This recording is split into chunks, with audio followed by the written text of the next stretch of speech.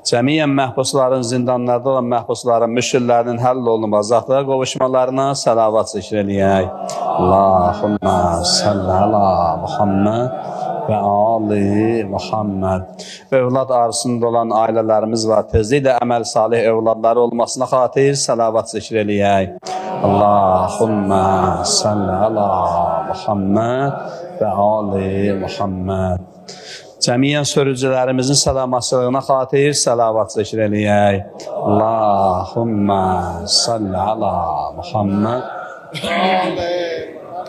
Dini İslamın qüvvətlənməsinə, din düşmənlərinin məhv nabid olub aradan getmələrinə salavat zikr eləyək. Allahümmə salli ala Muhammed.